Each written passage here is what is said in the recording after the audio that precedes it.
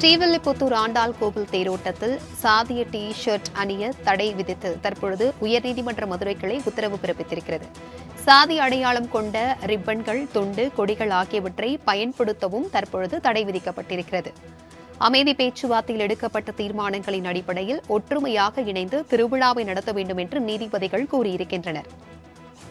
இதுகுறித்தான கூடுதல் விவரங்களுடன் இணைகிறார் எமது செய்தியாளர் பாலகிருஷ்ணன். வணக்கம் பாலகிருஷ்ணன். உயர்நீதிமன்ற மதுரை கிளை என்ன மாதிரியான உத்தரவுகளை இந்த திருவிழாவிற்கு விதிக்கப்பட்டிருக்கிறது? இது குறித்தான விவரங்கள். வணக்கம் பிரபாவதி. ஸ்ரீவில்லிபுத்தூர் ஆண்டாள் கோவில், நாச்சியார் கோவிலின் ஆடி உற்சவ திருவிழா மற்றும் தேர் திருவிழாவில் சாதிய தலைவர்களின் உருவப்படம் பொறிக்கப்பட்ட டி ஷர்ட்களை அணியவும், ஜாதி அடையாளம் கொண்ட ரிப்பன்கள், துண்டு, கொடிகள் ஆகியவற்றை பயன்படுத்தவும் தடை விதிப்பதோடு குறிப்பிட்ட சமுதாயத்திற்கு சார்பாக கோஷங்கள் எழுப்பவும் தடை விதிக்க கோரிய வழக்கில் சாதிய அடையாள டி ஷர்ட்டுகள் அணிவது, கொடிபிடிப்பது போன்ற செயல்களில் ஈடுபடக்கூடாது, சாதிய அடையாளமின்றி தேர் திருவிழா நடப்பதை மாவட்ட நிர்வாகம் உறுதி செய்ய வேண்டும் என உயர்நீதிமன்ற மதுரைக்கு அமர்வு உத்தரவை தெரிவித்துள்ளது. விருதுநகர் மாவட்டம் சிறுவத்தூரைச் சேர்ந்த சந்தனகுமார் உயர்நீதிமன்ற மதுரை அமர்வில் பொதுநல வழக்கு ஒன்றினை தாக்கல் செய்திருந்தார். அதில் ஸ்ரீவில்லிபுத்தூர் ஆண்டாள் நாச்சியார் கோவிலின் ஆடி உற்சவ திருவிழா மற்றும் தேர் திருவிழா ஆகஸ்ட் 7ஆம் தேதி நடைபெற உள்ளது.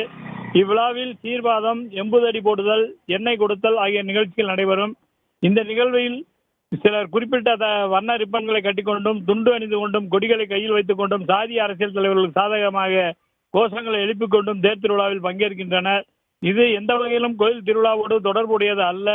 கடைசி நாள் அன்று சாதிய தலைவர்களின் உருவப்படம் பொறிக்கப்பட்ட டி ஷர்ட்களை அணியவும், சாதி அடையாளம் கொண்ட ரிப்பன்கள், கோஷங்களை எழுப்பவும் தடை விதிக்க வேண்டும் என தெரிவித்திருந்தார். இந்த வழக்கு நீதிபதிகள் சுப்பிரமணியன், விக்டோரியா கௌரி அமர்வு முன்பாக விசாரணைக்கு வந்தது. அரசு தரப்பில் இது தொடர்பாக அமைதி பேச்சுவார்த்தை நடத்தப்பட்டு தீர்மானங்கள் நிறைவேற்றப்பட்டுள்ளன என தெரிவிக்கப்பட்டது. இதனையடுத்து நீதிபதிகள் அமைதி பேச்சுவார்த்தையில் எடுக்கப்பட்ட தீர்மானங்களின் அடிப்படையில் ஒற்றுமையாக இணைந்து திருவிழாவை நடத்த வேண்டும், சாதிய அடையாள டி ஷர்ட்டுகள் அணிவது, கொடி பிடிப்பது போன்ற செயல்களில் ஈடுபடக்கூடாது, சாதிய அடையாளமின்றி தேர் திருவிழா நடப்பதை உறுதி செய்ய வேண்டும் என மாவட்ட நிர்வாகம் உறுதி செய்ய வேண்டும் என உத்தரவிட்டு வழக்கை முடித்து வைத்துள்ளனர். பிரபாவதி. தகவல்களுக்கு நன்றி பாலகிருஷ்ணன்.